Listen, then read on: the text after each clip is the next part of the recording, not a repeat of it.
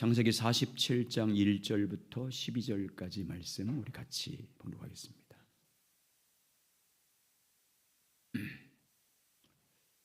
하나님 말씀 창세기 47장 1절부터 12절까지 우리 함께 있습니다. 시작.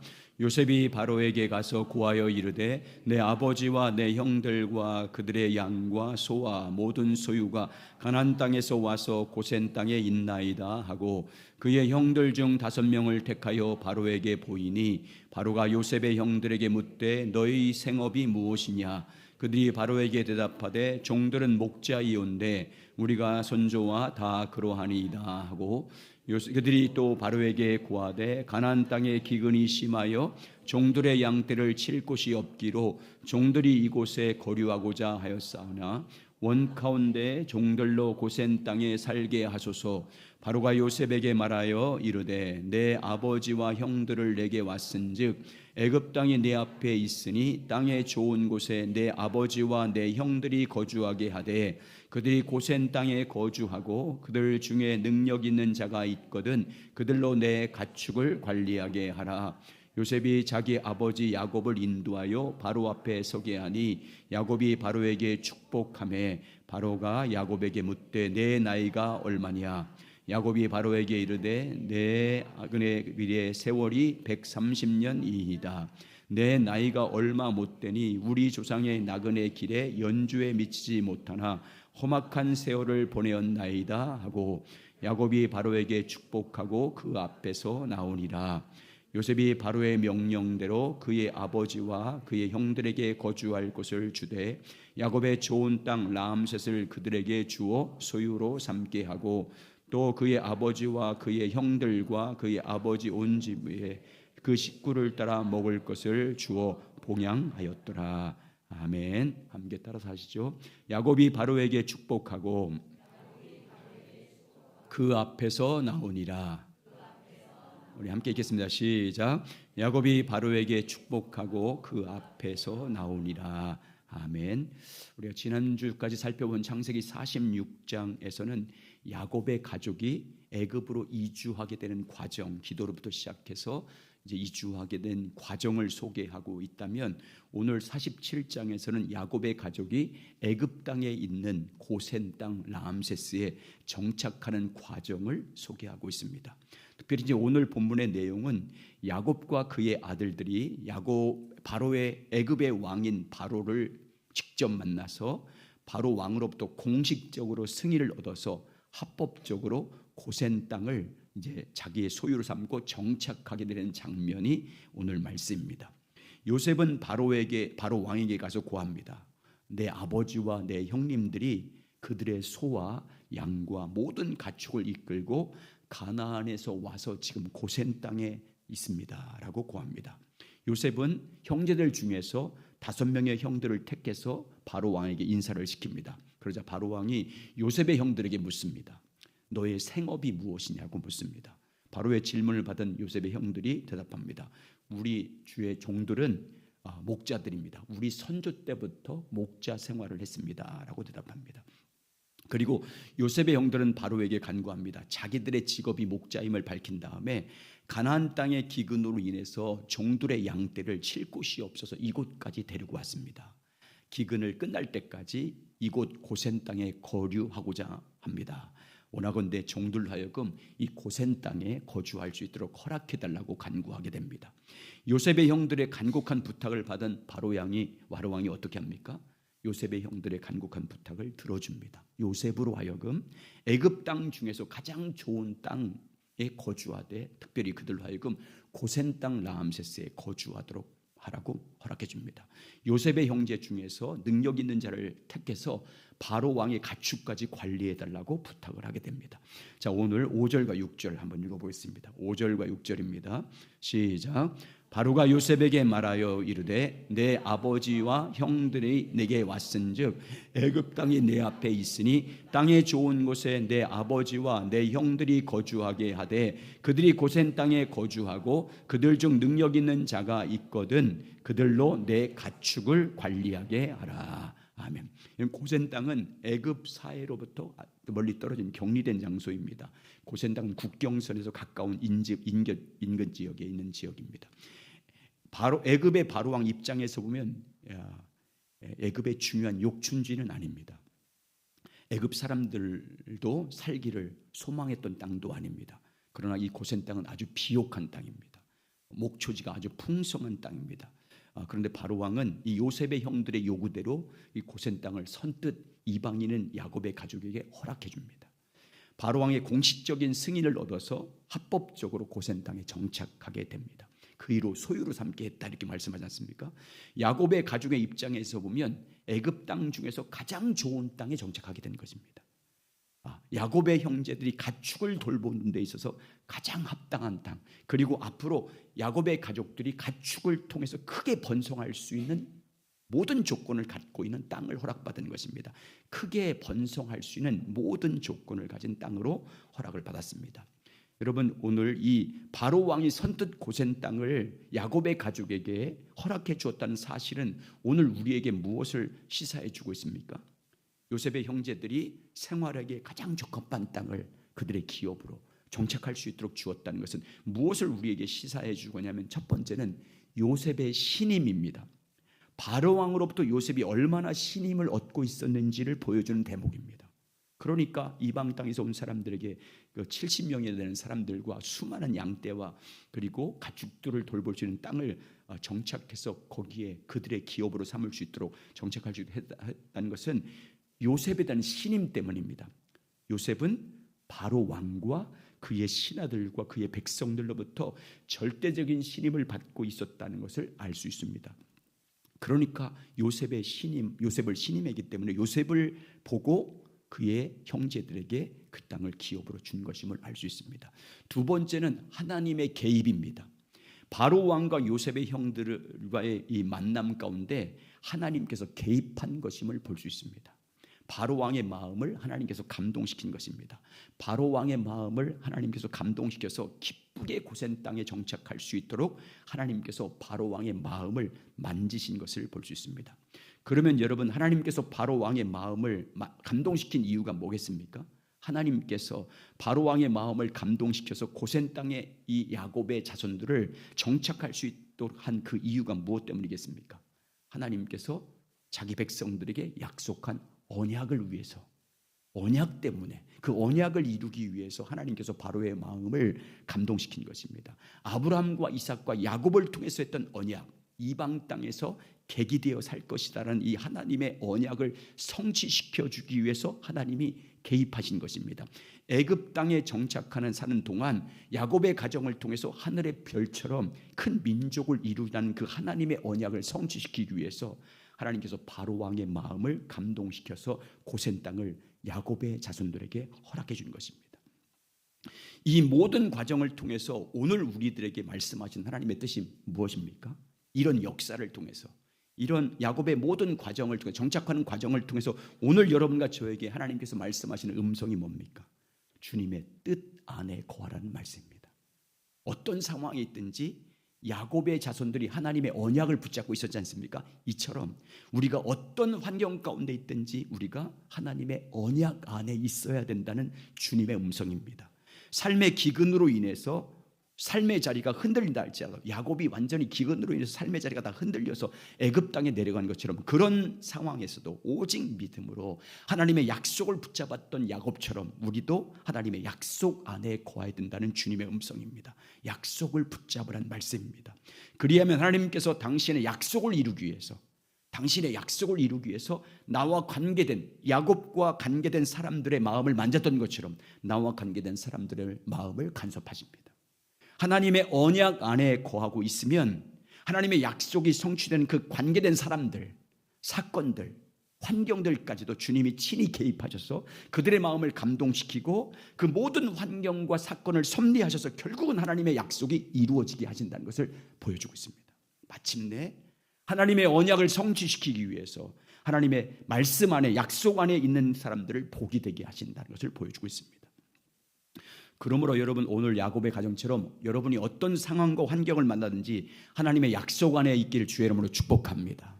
주 예수 그리스도 안에 약속이 있지 않습니까? 주 예수 그리스도를 믿는 자들에게 주님이 주신 약속과 말씀이 있습니다. 그리고 여러분이 주님과 친밀하게 교제하면 성령을 통해서 여러분에게 주시는 약속의 말씀이 있습니다. 주님이 주신 말씀이 있어요. 그 약속을 붙잡고 그 말씀 안에 거하시기를 주의 이름으로 축복합니다. 어떤 환경 가운데든지 주님과 친밀히 교제할 때 성령을 통해서 우리에게 부어진 그 말씀을 붙잡고 그 말씀 안에서 좌로나 우로나 치우치지 않고 그 말씀 위에 굳게 서시면 하나님께서 마침내 그 약속의 말씀을 이루기 위해서 여러분과 관계된 사람들, 환경들까지도 어루만지셔서 여러분에게 그 약속을 이루어줄 줄 믿습니다.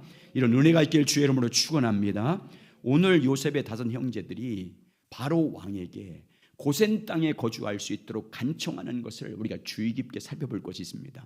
오늘 본문을 유심히 보면 야곱의 가족이 애굽으로 내려간 것은 정착하기 위해서 내려간 것이 아닙니다. 야곱의 자손들을 크게 번성할 때까지 애굽 땅에 거주하기 위해서 내려간 것도 아닙니다. 야곱의 가족이 애굽에 내려간 것은 대기근 때문에 이 기근 끝날 때까지만 임시적으로 거주하기 위해서 애굽에 내려간 것입니다. 자, 4절 보시죠. 4절 같이 있습니다. 4절 이렇게 말합니다. 시작. 그들이 또 바로에게 고하되 가나안 땅에 기근이 심하여 종들의 양조를 칠 곳이 없기로 종들이 이곳에 거류하고자 왔사오니 원하건대 종들로 고센 땅에 살게 하소서. 이곳에 거류하고자 왔습니다. 이 거류한다는 말은 예전 선교에 보면 뭐라고 되어 있어요? 이곳에 우거하러 왔습니다. 이게 우거하다, 거류하다는 이 히브리어는 구루라는 말인데 나그네로서 잠시 머물다 이런 뜻입니다. 나그네로서 잠시 머물러 왔다라는 뜻입니다.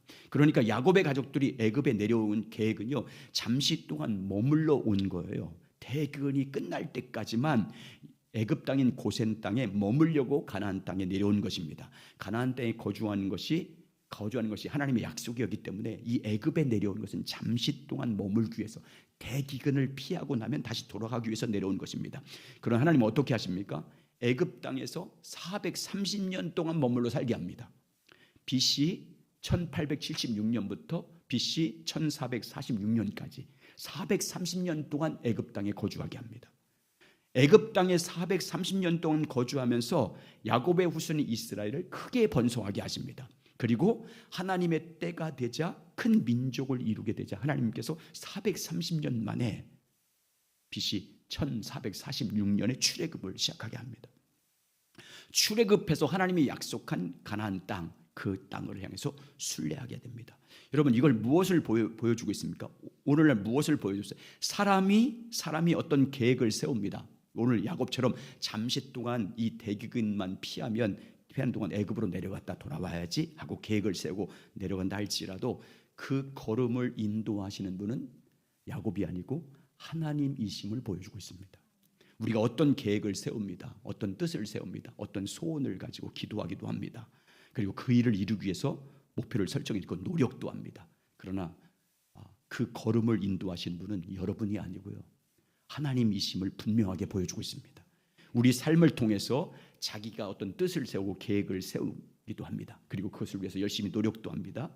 그리고 그것을 붙잡고 이루어달라고 기도도 합니다. 그러나 자기 뜻이 이루어지지 않음을 보여줍니다. 하나님은 내 뜻대로 되게 하지 않아요. 여러분 뜻대로 되게 하지 않아요. 하나님은 하나님의 뜻이 이루어지도록 섭리하시는 하나님이십니다. 여러분이 아무리 기도해도 여러분 뜻대로 되게 하지 않아요. 하나님의 뜻을 이루신 분입니다. 그걸 말하는 말씀이 뭡니까? 잠언 16장입니다. 자, 잠언 16장 세 군데 찾아보겠습니다. 잠언 16장 1절 시작. 마음의 경영은 사람에게 있어도 말의 응답은 여호와께로부터 나오느니라. 사람이 아무리 더 있었어요? 다시 잠언 16장 9절 또 있습니다. 시작. 사람이 마음으로 자기 일 계획할지라도 그의 걸음을 인도하시는 여호와시니라. 사람의 마음을 아무리 많은 계획을 세우고 자기 길을 준비해도 그 걸음을 인도하신 분은 하나님이십니다. 잠언 16장 33절 시작. 제비는 사람이 뽑으나 모든 일을 작정하기는 여호와께 있느니라. 잠언 16장 말씀을 통해서 오늘 우리에게 무엇을 말씀해 주고 있습니까? 인생은 내 계획대로 되지 않는다는 겁니다. 여러분 뜻대로 되지 않습니다. 어떤 계획을 세워놓고 추진한다 할지라도 여러분 계획대로 되면 문제가 큰 심각해지는 거예요. 하나님이 열매 맺게 하십니다. 하나님 그분 뜻대로 내 걸음을 인도하신 분이요 하나님이에요. 궁극적으로 열매를 맺게 하신 분은 오직 하나님이십니다. 그러므로 잠언 말씀을 통해서 하나님 우리에게 어떻게 하라고 말씀합니까? 스스로 지혜롭게 여기지 말래요. 자기가 명철이 자기가 계획한 것이 다 이루어질 것이라는 명철에 빠지지 말라고 말씀합니다. 무엇을 하든지 뭐 하래요? 범사의 모든 일에 하나님을 인정하라고 말씀합니다. 마음을 다해서 하나님을 신뢰하라고 말씀합니다. 너의 모든 것을 하나님께 맡기라고 말씀합니다. 그리하면 그때 하나님께 모든 것을 맡기면 그때 여러분의 계획과 여러분의 길을 주님이 지도해서 인도하신다고 말씀합니다. 자, 잠언 3장 5절과 10절입니다. 시작. 너는 마음을 다하여 여호와를 신뢰하고 내 명철을 의지하지 말라. 너는 범사의 그를 인정하라. 그리하면 내 길을 지도하시리라. 스스로 지혜롭게 여기지 말지어다. 여호와를 경외하며 악을 떠날지어다. 이것이 내 몸의 양약이 되어 내 골수를 윤택하게 하리라. 내 재물과 내 소산물의 처음 익은 열매로 여호와를 공경하라. 그리하면 내 창고가 가득히 차고 내 포도즙 틀에 새 포도즙이 넘치리라. 자, 잠언 16장 3절도 보세요. 시작. 너의 행사를 여호와께 맡기라. 그리하면 너의 경영하는 것이 이루어지리라. 아멘. 나라의 역사든 개인의 역사든지 모든 것을 섭리하시고 주관하시는 주관자는 오직 하나님 한 분이십니다. 모든 역사를 주관하시는 절대 주권자는 오직 여호와십니다. 어떤 상황에든지 절대 주권자이신 하나님은 자기 뜻이 이루어지게 하십니다. 우리가 수많은 계획을 세우고 뜻을 세우고 준비하고 추진하고 기도해도 내 뜻대로 되게 하지 않습니다. 우리 뜻대로 이루어지지 않습니다. 하나님의 뜻이 이루어지게 하십니다. 그러므로 결코 여러분의 명철함을 의지하면 안 됩니다. 스스로 지혜로운 척 여러분 그렇게 해보십시오. 여러분이 진정한 하나님의 뜻 가운데 있는 자녀라면 주님이 그때로 되게 하지 않습니다. 온 마음 다해서 범사에 하나님께 있음을 믿고 하나님을 인정하시길 주의 이름으로 축원합니다. 온 마음을 다해서 하나님을 경외하시길 주의 이름으로 축원합니다. 그래서 주님과 친밀히 교제함으로 하나님의 뜻을 알고 그 뜻의 믿음으로 동참하셔야 됩니다. 여러분의 계획을 세워놓고 여러분의 뜻을 세워놓고 그 뜻 이루어지기를 기도하는 건 그건 아닙니다. 그건 이 세속적인 율법주의적 기도입니다.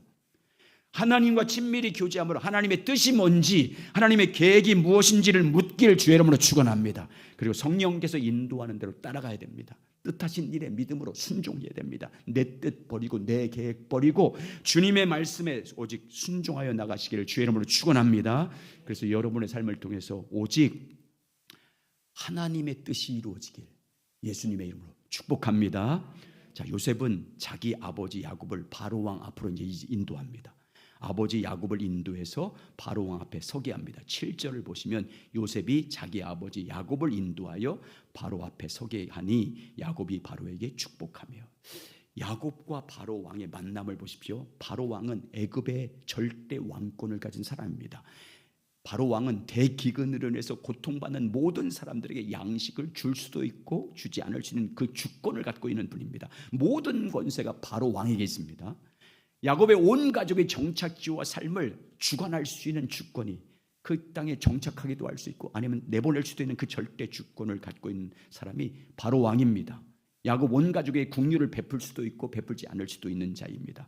그런데 바로 왕에 비해서 야곱은요 굶주림을 피해서 애굽으로 내려왔습니다.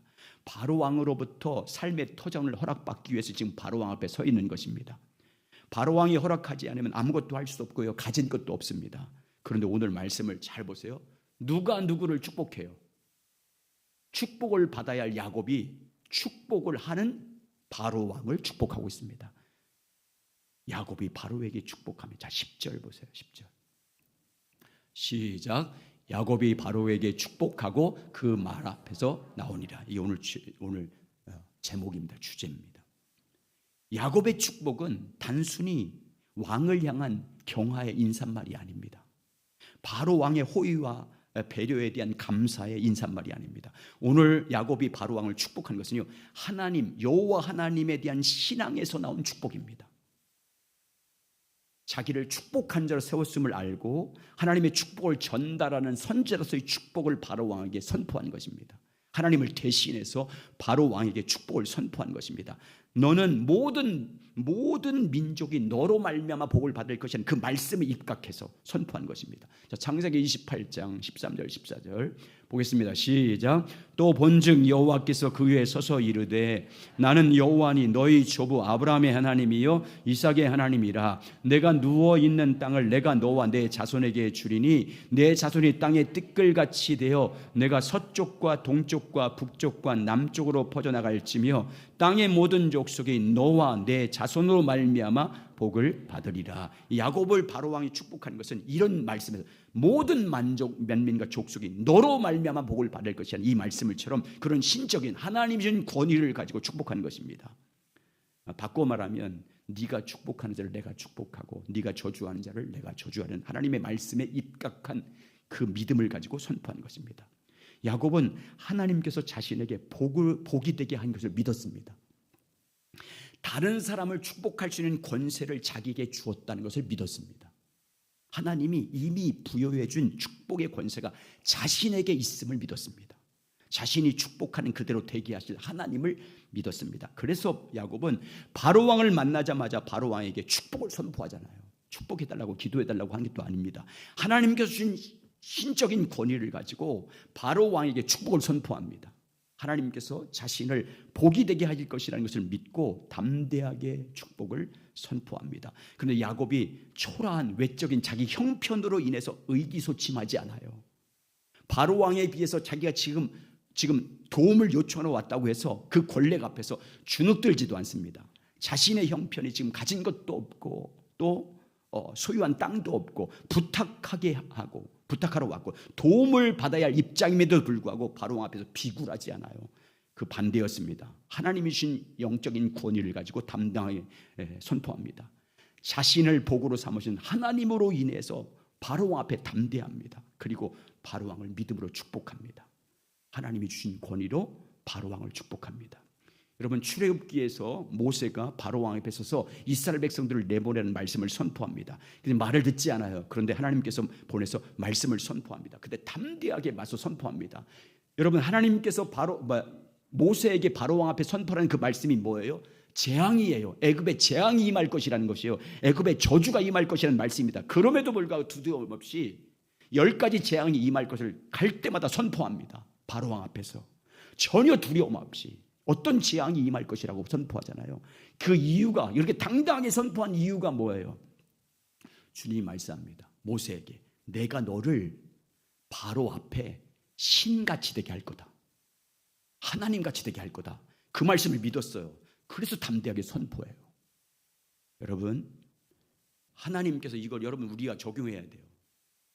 하나님께서 예수 그리스도를 믿는 자에게 영적인 권세를 이미 주셨어요. 부활하신 예수 그리스도를 마음의 주님으로 영접한 자들에게 천국 열쇠를 주셨습니다. 교회에게 음부의 권세를 멸하는 권능을 이미 주셨어요. 주 예수 그리스도 안에서 믿음으로 선포할 때 그대로 되게 하는 하늘의 권세를 주셨습니다. 우리가 이 땅에서 풀면 하늘에서 풀리고 이 땅에서 매면 하늘에서 매는 그런 권세를 우리에게 주셨어요. 마태복음 16장 16절부터 19절. 자, 시작. 시몬 베드로가 대답하여 이르되 주는 그리스도시요 살아계신 하나님의 아들이시니이다. 예수께서 대답하여 이르시되 바요나 시몬아 내가 복이 있도다. 이를 내게 알게 하신 이는 혈육이 아니요 하늘에 계신 내 아버지시니라.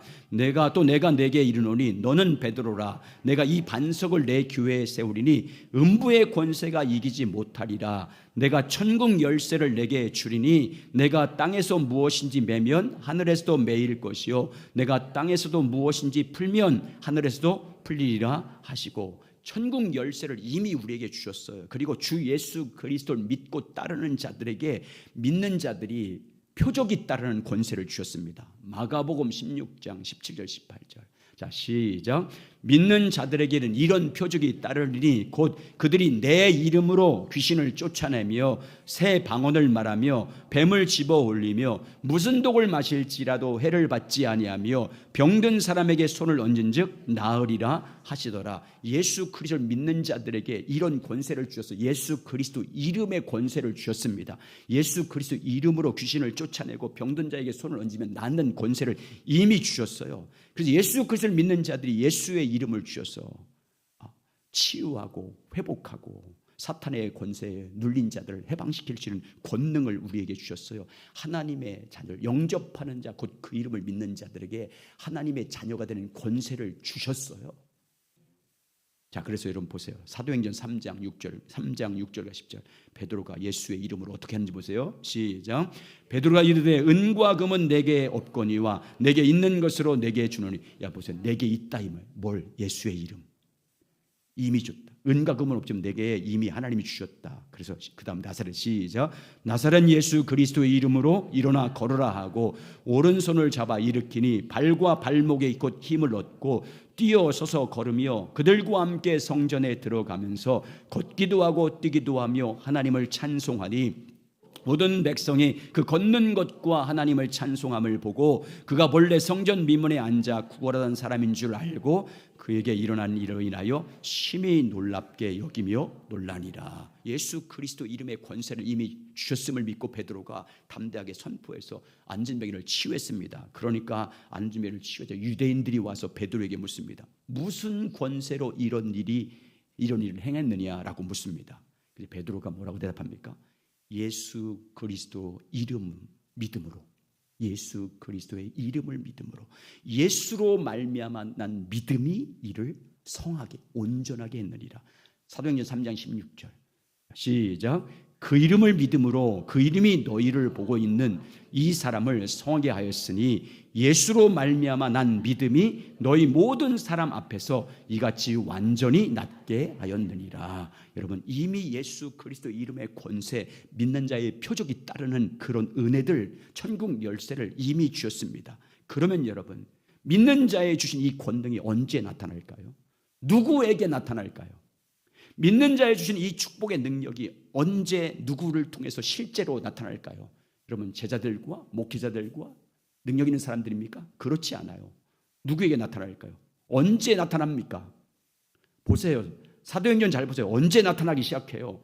성령의 충만함을 받고 나서 성령의 말하게 하심을 따라 예수 이름으로 선포할 때였어요. 성령 충만함을 받고 성령이 그들 안에서 말씀하시는 그 말씀을 따라 예수의 이름으로 선포할 때 권능이 나타났어요. 그냥 자기들이 하고 싶다고 된 게 아니고 예수 그리스도께서 약속하신 성령이 임하심으로 말미암아 성령 충만함을 받아서 자기 안에 계신 성령의 인도하심을 따라 말했어요. 그랬더니 나간 거예요. 그리고 성령 충만함을 따라서 믿음으로 선포할 때 악한 영이 떠났고요, 병든 자들이 치유됐고 저주받은 영혼들이 하나님의 약속한 복을 받는 역사가 나타났습니다. 자, 사도행전 13장도 보세요. 사도 바울이 살람이라는 곳에서 복음을 전합니다. 성령 충만함을 따라서 성령 충만하여 성령의 보내심을 받아 살람이라는 곳에서 복음을 전할 때 복음을 방해하는 사람이 있었습니다. 마술사 엘루마라는 사람이 방해합니다. 사도 바울이 복음을 전해서 그 땅이 총독인 서기오라는 사람이 예수를 믿으려고 하는데 방해하는 거예요. 그러자 바울이 어떻게 합니까? 성령 충만함을 따라 네가 맹인이 될 것이라고 선포합니다. 성령 충만함을 따라 성령의 자기 안에서 말하신 것이고 너는 맹인 될 것이다 선포하자. 그 엘루마가 어떻게 해요? 맹인이 돼요. 자, 사도행전 13장 4절과 12절. 시작. 두 사람이 성령의 보내심을 받아 실루기아에 내려가 거기서 배 타고 구브르에 가서 살라미에 이르러 하나님의 말씀을 유대인의 여러 해당에서 전할세 요한을 수행안으로 두었더라. 온 섬 가운데 지나고 바보에 이르러 바예수라 하는 유대인 거짓 선지자 마술사를 만나니 중독 서기오 바울이 함께 있으니 서기오 바울은 지혜 있는 사람이라 바나바와 사울을 불러 하나님의 말씀을 듣고자 하더라. 이 마술사 엘루마는 그 이름이 번역하면 마술사라. 그를 대적하여 총독을 믿지 못하게 힘쓰니 바울이라 하는 사울이 성령 충만하여 그를 주목하고 이르되 모든 거짓과 악행에 가득한 자요 마귀의 자식이요 모든 의의 원수요 주의 바른 길을 굽게 하기를 그치지 아니하겠느냐. 보라, 이제 주의 손이 내 위에 있으니 내가 맹인이 되어 얼마 동안 해를 보지 못하리라 하니 즉시 안개와 어둠이 그를 덮어 인도할 사람을 두루 구하는지라. 이에 총독이 그렇게 된 것을 보고 믿으며 주의 가르치심을 놀랍게 여기니라. 아멘. 여러분, 하나님께서 주 예수 그리스도를 믿는 자들에게 예수의 이름의 권능을 이미 주셨습니다. 주 예수 그리스도를 믿는 우리들에게 예수 그리스도 이름으로 선포할 때 그대로 된 능력을 이미 주셨습니다. 믿는 자에게 표절이라는 권능을 주셨습니다. 하나님의 자는 권세를 주셨습니다. 그래서 우리 성도들이 이제 그 능력이 나타나려면 성령 충만함을 받아서 주 예수 그리스도를 믿는 믿음으로 선포할 때 그대로 된 능력이 나타납니다. 성령의 말하게 하심을 따라 주 예수 그리스도 이름으로 선포할 때 선포한 그대로 되는 복이 임합니다. 성령의 감동을 받아서 성령이 우리 안에서 말씀하실 때 그 말씀을 따라 태어날 때 악한 영이 떠납니다. 여러분, 저 같은 사람도 여러분 우리 교회 처음 오자마자 내일 암 수술을 하게 돼요. 암 수술, 내일 암 수술해요. 삼성의료원에서 암 수술할 때 했어요. 그래서 신방을 갔습니다. 그때는 우리 교회 와서 우리 아이들 어렸기 때문에 다 데리고 저녁 늦은 시간에 8시에 갔어요. 가서 말씀을 읽고 찬양을 드리고 기도했습니다. 기도했어요. 그리고 담대하게 믿음으로 선포하면서 기도했습니다. 근데 그 다음날 수술을 하지 않았어요. 그리고 수술하지 않고 다 나았어요. 여러분, 그게 내 능력이 아니라 이미 우리에게 그 능력이 있음을 믿고 성령이 역사하심을 따라, 그러니까 우리가 늘 주님과 친밀하게 교제하고 있어야 돼요. 늘 주 안에 있어야 돼요. 성령의 충만함을 따라서 기도할 때 그때 역사합니다. 조성원 장로님이에요. 그분이 성령 충만함을 받고 성령의 말하게 하심을 따라서 20년 만에 얘기하더라고. 그때 치유된 게 목사님이 기도할 때였습니다. 20년 지났다고 얘기하더라고. 왜? 교만할까 봐서 얘기 안 했대. 고만할까 봐서. 병 치유된 걸 교만할까 봐서 얘기했대. 미리 얘기했어야 좀 자랑하면 되는데. 여러분, 성령 충만함을 받아서 여러분 안에 성령이 역사할 때 기도해야 돼요. 선포해야 돼요. 그럼 되게 하신 분입니다. 이미 우리에게 그 권세가 있습니다. 예수를 믿는 믿음의 권세가 있습니다. 여러분, 그런 은혜가 있길 주의 이름으로 축원합니다. 자, 야곱의 축복을 받은 바로 왕이 야곱에게 묻습니다. 뭐라고 묻습니까? 내 나이가 얼마냐? 바로 왕의 질문을 받은 야곱이 어떻게 대답합니까? 9절 보세요. 9절 있습니다. 시작. 야곱이 바로에게 아뢰되 내 나그네 길의 세월이 130년이니이다. 내 나이가 얼마 못 되니 우리 조상의 나그네 길의 연조가 미치지 못하나 험악한 세월을 보았나이다 하고, 야곱은 내 나이가 얼마냐고 라는 바로 왕의 질문에 대해서 어떻게 대답하냐면 내 나그네 세월이 130년입니다 라고 대답합니다. 야곱은 30년 자기 인생의 삶을 나그네의 길로 비유해서 대답하고 있습니다. 나그네 길 세월이 130년입니다. 그리고 한 가지 첨부합니다. 나그네에서 지금의 삶은 어떻게 보냈다고 말하면 험악한 세월을 보내었나이다 라고 대답합니다. 우리 인생의 여정은요, 나그네 길이에요. 나그네 길은 험악합니다. 질병이라든지 천재지변 같은 자연재해라든지 수많은 사건, 사고로 인해서 우리 나그네 인생 여정은요, 험악할 수밖에 없습니다. 나그네 인생은 괴로움의 연속입니다. 모세의 표현처럼 나그네 인생은요, 수고와 슬픔뿐입니다. 정말 예기치 않은 일로 인해서 놀람의 연속입니다. 분쟁과 갈등으로 인해서 사건, 사고의 연속입니다. 야곱이 이 험악한 세월에서 이 험악한 이란 말은 히브리어라입니다. 상하게 하다, 깨트리다, 꺾다, 학대하다는 뜻을 갖고 있습니다. 이처럼 나그네 인생은요, 아무리 명예와 부귀 영화와 권력을 소유한다 할지라도 험악할 수밖에 없어요. 아무리 인생을 맛있는 것 많이 먹고 즐기며 산다 할지라도 인생은요, 상할 수밖에 없고 언젠가는 꺾이게 돼 있어요. 들에 핀 꽃처럼 꺾입니다. 시듭니다. 육체는 깨어지게 돼 있어요. 그래서 전도자는요, 나그네 인생길을 헤아려서 사는 모든 삶을 뭐라고 고백합니까? 헛되고 헛되다라고 말합니다. 자, 전도서 1장 2절과 8절입니다. 시작. 전도자가 이르되 헛되고 헛되며 헛되고 헛되니 모든 것이 헛되도다. 해 아래서 수고하는 모든 수고가 사람에게 무엇이 유익한가? 한 세대는 가고 한 세대는 오되 땅은 영원히 있도다. 해는 뜨고 해는 지되 그 떴던 곳으로 돌아가고 하고, 바람은 남으로 불다가 북으로 돌아가며 이리 돌며 저리 돌아 바람은 그 불던 곳으로 돌아가고, 모든 강물은 다 바다로 흐르되 바다에 채우지 못하며 강물은 어느 곳으로 흐르든지 그리로 연하여 흐르느니라. 모든 만물이 피고 나는 것을 사람이 말로 다 할 수는 없나니 눈은 보아도 족함이 없고 귀는 들어도 가득 차지 아니하도다. 그러나 여러분, 신실한 주님의 사람들은 나그네 같은 인생 사는 것이 험악하다 할지라도 여러분 낙심하지 않습니다. 나그네 같은 인생 사는 동안 수고와 슬픔을 당하지만 절망하지 않습니다. 나그네 여정을 가는 동안에 고난을 당하기도 하고 곤고함을 당하기도 하고 어려움을 당하고 육신이 깨져도 실족하지 않습니다. 사방에 우고쌈을 당해도 우겨 쌓이지 않습니다. 답답한 일을 만나도 낙심하지 않습니다. 박해를 받고 꺾으림을 당해도 버림받지 않습니다. 육신의 질병으로 인해서 고통당해도 넘어지지 않습니다. 죽지 않습니다. 왜 그렇습니까? 왜 우리 믿는 성도들은 인생의 나그네 길을 가는 동안 험한 일을 만나도 왜 실족하지 않습니까? 질그릇 같은 우리 육체 안에 보배가 있기 때문입니다. 나그네 같은 험악한 인생을 사는 동안 생명의 보배이신 예수 그리스도가 우리 마음 안에 계시기 때문에 그렇습니다. 내 안에 살아계신 주님으로 인해서 우리의 중심에 모시고 살기 때문에 그렇습니다. 비록 나그네 인생길이 험악한 세월이지만 내 안에 계신 주님으로 말미암아 우리는 실족하지 않습니다. 내 안에 계신 그리스도로 인해서 그의 위로하심으로 말미암아 우리는 넉넉히 이길 수 있고 승리할 수 있습니다. 자족하며 살 수 있습니다. 그래서 바울은 이렇게 고백합니다. 고린도후서 4장 7절과 11절. 시작.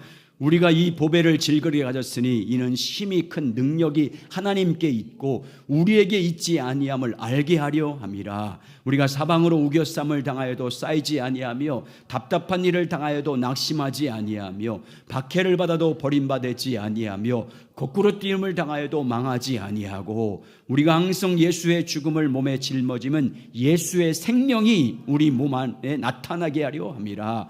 우리가 살아있는 자가 항상 예수를 위하여 죽음에 넘겨짐은 예수의 생명이 또한 우리 죽을 육체에 나타나게 하려 함이라.